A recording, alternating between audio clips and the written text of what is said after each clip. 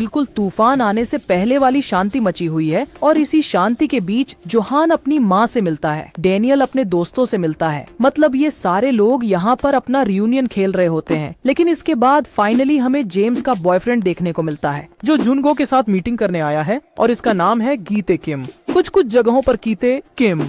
तो बिना किसी कंफ्यूजन के हम अब से इसे बुल्ला ही बुलाएंगे। तो फाइनली भूला भाई कोरिया में पधार चुके हैं और ये फेस एक्सप्रेशन देखकर मुझे पता नहीं ऐसी फीलिंग क्यों आ रही है कि भाई इसने ना उस एयर होस्टेस को पक्का टपका दिया होगा। और जिसको भी ये लगता है कि भूला भाई इतने लंबे चौड़े हट्टे कट्टे क्यों है, तो भाई जवाब सिंपल है कि भाई ये गैप किम का पहला बेटा है, इसीलिए इसकी भी रगों में लीजेंड वाला खून दौड़ता है। और दूसरी बात कि ये कच्चे मीट को छकनी की तरह खाता है। लेकिन सवाल यहाँ पर यह आता है कि आखिर ये अभी क्यों यहाँ पर आया, क्योंकि हमें पता है कि जुनगो से इसकी बात बहुत पहले ही हो चुकी है। तो क्या यह उस आधे ठाकुर के टपकने का वेट कर रहा था?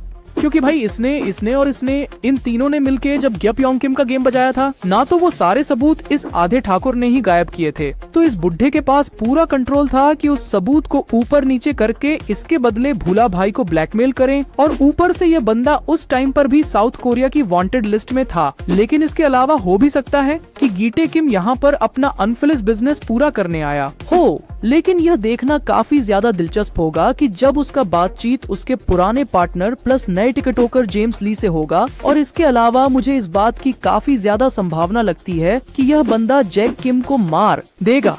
अब मुझे पता नहीं क्यों, कैसे, किस लिए, लेकिन बस मुझे ऐसा लगता है। और अभी करंट टाइम में लुकिज्म के अंदर इस पूरी सेकंड जनरेशन में अभी वर्तमान में इस बंदे के खिलाफ लड़ने की दूर दूर तक किसी की भी औकात नहीं है। अब अगर पीटीजे यूआई बिग डेनियल को प्लॉट आर्मर पहनाकर इसके सामने रख दे तो कुछ हद तक बात बन सकती है, क्योंकि यूआई बिग डेनियल ने लुकिज्म के कुछ पुराने चैप्टर्स में भुल्ला भाई की फाइटिंग स्टाइल को डीटो कॉपी किया है। लेकिन फिर भी सेकंड जनरेशन पर खतरा बना हुआ है। अब भुल्ला भाई के अगेंस्ट फाइट करने के लिए जैक किम और जेरी कॉन का अपना अपना मोटिव बन सकता है, क्योंकि भाई बाप का बदला जो लेना है।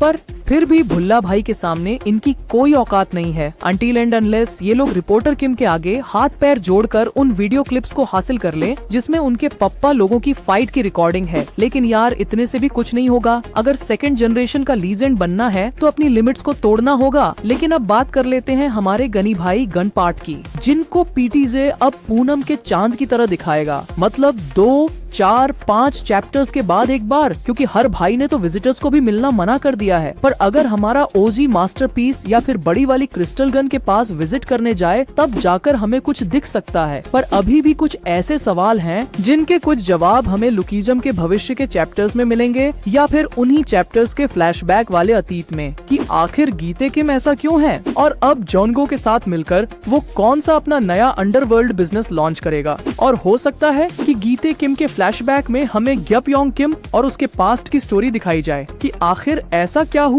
कि बेटा अपने ही बाप का दुश्मन बन गया। लेकिन फैंस के दिमाग में अभी भी एक छोटा सा सवाल गूंज रहा है कि आखिर इतने बड़े लीजेंड किलर इंसान को आखिर यह चौलियों का चिंतित तेजिन जानता कैसे है। लेकिन इन सारी चीजों के बसड़ में हम एक चीज को अच्छे से भूल जाएंगे और वो है इस 2 बॉडी वाले दलाल की दूसरी बॉडी। कहीं ऐसा ना हो कि इन सारे लफड़ों के बीच में इस बुढ़े की दूसरी बॉडी उसकी छुपी हुई जमीन जायदाद पाकर सुमड़ी में अपना एक नया एम्पायर बिल्ड करना शुरू कर चुकी हो। बट